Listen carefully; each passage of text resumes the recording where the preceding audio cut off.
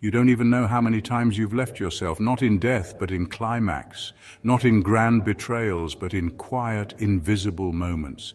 Every time you chased pleasure instead of purpose, every time you emptied yourself, not out of love, but out of habit. You called it just sex. You laughed it off. They told you pleasure was a prize. They told you climax was the destination, and they weren't wrong. But they also didn't tell you the whole truth. Yes, there is something divine in the moment of surrender, something holy in the pulse of release when shared in love, in presence, in soul-aligned union. Orgasm can be a doorway, a mystical melting into oneness, and a burst of light where your mind disappears and your body sings. The moment of orgasm is not merely a neurochemical spike or physical convulsion. It is, in the hidden dimensions of the human being, a profound rupture, an energetic event in which the subtle body momentarily dislodges from the physical form, exposing the soul to forces beyond the material world. This rupture is what ancient esoteric traditions called the celestial tear, and in its wake, the soul can either ascend, fragment, or subtly leak into dimensions beyond our comprehension. Many ancient spiritual lineages regarded orgasm with a kind of double reverence, as a sacred gateway and a potential trap. The Sufi mystics called it the narrow bridge between the self and the absolute, while the Vedic rishis viewed it as a moment when the veil thins, an opening through which divinity may enter or exit depending on one's awareness. These ancient traditions all understood that energy does not simply disappear when we release it. It goes somewhere, and unless we are trained in inner direction, spiritual protection, or energy circulation, that energy will not return to us. Instead, it may float untethered, leaving a fragment of our soul's cohesion behind with each climax. In esoteric psychology, this is known as dissociation, but in spiritual science, it is considered dispersal of essence, a dangerous act if repeated unconsciously over time. Each time a human being reaches the peak of orgasm, their etheric field momentarily unbinds, and if there is no conscious recall, no sealing, and no spiritual containment, a trace of the soul may drift outward. This loosening of the soul is not always negative. In conscious practices such as sacred Tantra, the same release can be used to contact higher realms, commune with divine beings, or transmute lower patterns into illumination. However, when unconscious, habitual, or empty of presence, the release of orgasm becomes like an untied balloon. Energy spills out chaotically, and part of the individual's core coherence goes with it. Therefore, in order to truly understand the phenomenon of soul leakage, one must return to the ancient anatomy of the self and respect the orgasm not just as a pleasurable event, but as a sacred and volatile crossing point. This is not a moral issue. It is not about guilt or purity. It is about energetic integrity.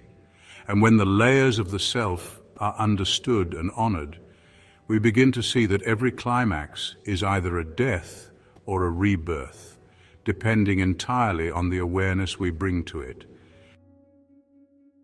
Every human being is surrounded by a series of energetic layers, commonly referred to as the aura.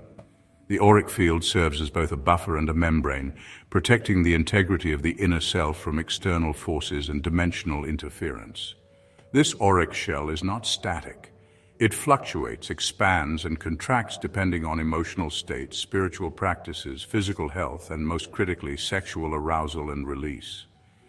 During orgasm, the auric field undergoes a sudden and violent expansion similar to what occurs during near-death experiences, childbirth, or moments of intense mystical union. In this expansion, there is a momentary thinning of the auric membrane, particularly around the solar plexus, the sacral chakra, and the base of the skull, points traditionally known to host the gates between dimensions. In esoteric science, orgasm is understood as a burst of prana, or life force, that travels upward from the root chakra. In conscious spiritual practice, this energy is drawn vertically through the sushumna nadi, the central energy channel along the spine, and redirected toward the crown chakra. When properly managed, this vertical ascent opens the third eye and the thousand-petaled lotus, creating a bridge to higher planes. However, in the untrained or unaware individual, this energy does not rise. Instead, it explodes outward horizontally, destabilizing the auric shield and allowing a tear to form in the etheric web, a filament-like structure that binds the physical body to the soul.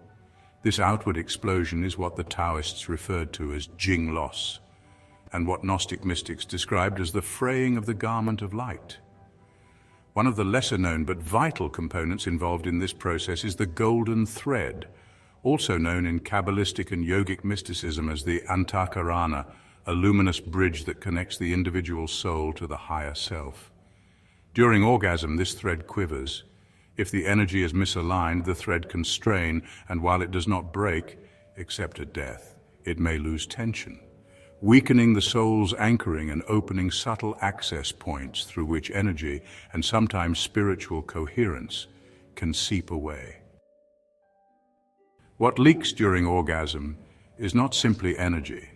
It is a type of essence, the refined residue of soul consciousness, sometimes called chrism in Gnostic scripture or tejas in Ayurvedic science.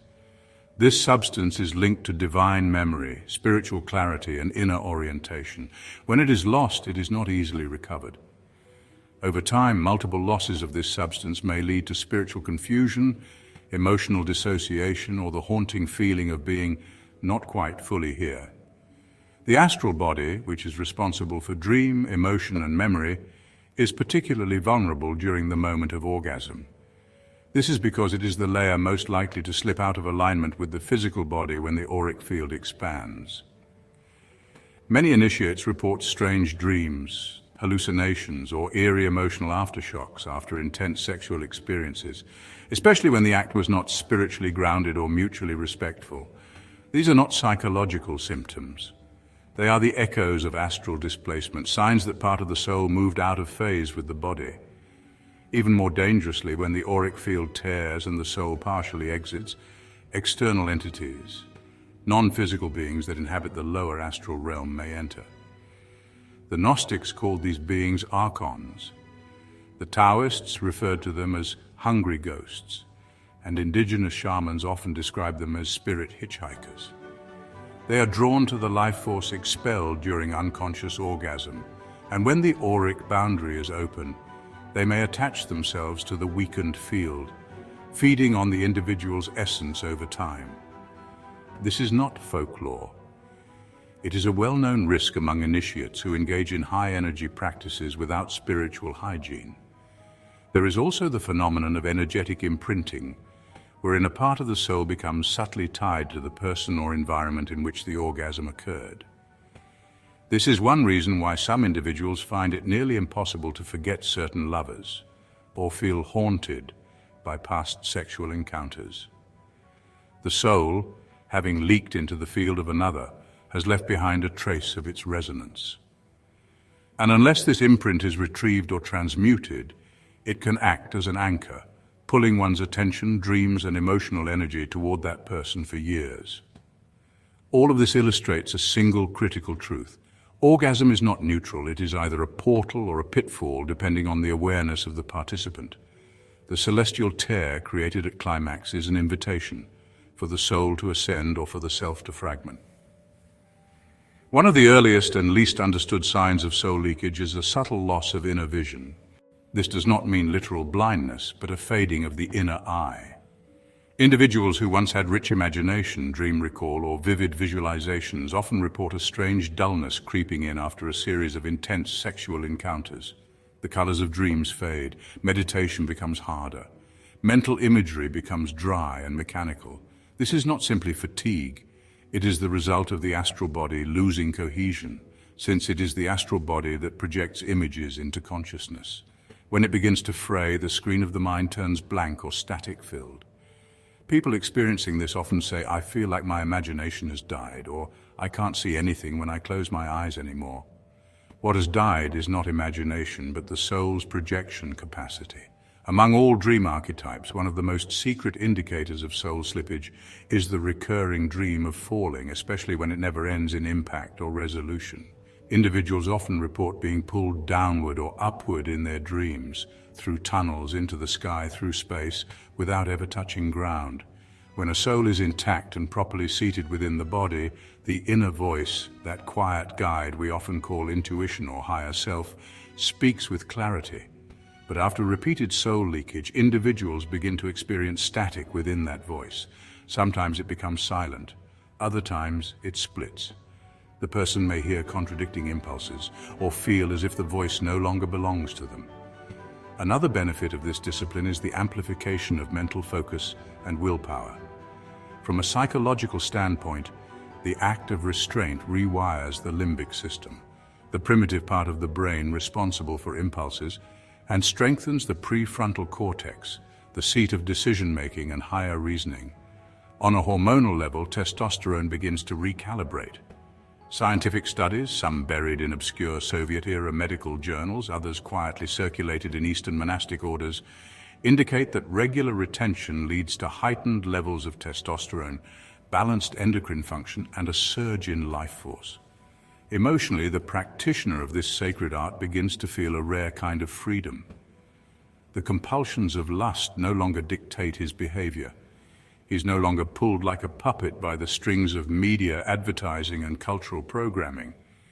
He sees through the illusion of gratification and instead begins to experience joy, not in the release, but in the presence. Many ask, but is it healthy to retain for long periods? Doesn't it create tension? While it holds the key to power, clarity, and transformation, it also has the potential, if misunderstood or practiced without wisdom, to become a trap, a burden, or even a spiritual block. This chapter is not meant to discourage, but to protect. For every man who has risen through retention, another has fallen because he failed to understand its shadow.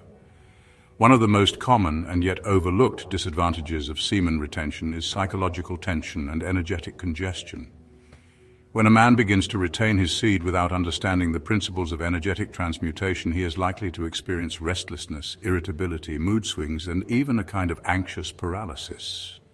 Semen is not just a physical fluid, it is energy, and energy, like electricity, must be grounded or channeled. If the channels of the body, what yogis call nadis and Chinese sages call meridians, are not open and flowing, the energy builds like steam in a sealed container. Over time, this pressure can manifest as headaches, insomnia, agitation, or even obsessive thinking. From a psychological perspective, this manifests as hyperfixation on the idea of purity. The individual becomes obsessed with tracking days, measuring streaks, avoiding triggers, and controlling every thought. What began as a spiritual practice becomes a mental prison. The libido, when not lovingly integrated, becomes a source of shame or fear. In my clinical practice, I've seen many men develop a deep conflict between their natural sexuality and their desire to ascend. Instead of finding liberation, they sink into self-hatred, religious guilt, or spiritual perfectionism. Another subtle but serious danger is ego inflation. Retaining one's seed for long periods, especially in the early stages of spiritual development, can create a powerful sense of superiority or spiritual pride. The man may begin to see himself as more awake, more disciplined, or more masculine than others. This is a fatal illusion. The path of retention, if not accompanied by humility and service, inflates the lower ego instead of awakening the higher self. This inflated identity becomes brittle, defensive, and isolated. The man begins to believe he is beyond others, and in doing so, severs the very heart connection that true spiritual power is rooted in. From a biological standpoint, prolonged and inflexible retention can lead to hormonal imbalances and physical stagnation. The male reproductive system is not designed to hold semen indefinitely without cycles of release and renewal. While short to medium-term retention can increase testosterone and vitality, long-term retention, especially without proper energetic or creative outlets, can actually lead to a plateau or decline in testosterone, libido numbness, and emotional dullness. The body begins to signal that it needs a reset, but the mind, out of fear or pride, refuses. This stubbornness can create a fracture between mind and body, causing physical fatigue, tightness in the pelvic region, and a loss of emotional fluidity. There is also a deeply misunderstood spiritual danger, which I call the ascension bypass. This occurs when a man uses semen retention not as a tool for authentic transformation, but as a way to escape emotional pain, trauma, or unresolved wounds. Instead of facing his grief, anger, loneliness, or fear, he hides behind discipline. He mistakes repression for purification. But the soul cannot be tricked. The unhealed inner child, the repressed rage, the abandoned shadow, all of these forces begin to surface more violently when the life force is intensified. If not met with honesty and emotional integration, they can cause spontaneous emotional breakdowns, sexual nightmares, compulsive relapses, or worse, psychic fragmentation. Please share this video with whoever needs to see it.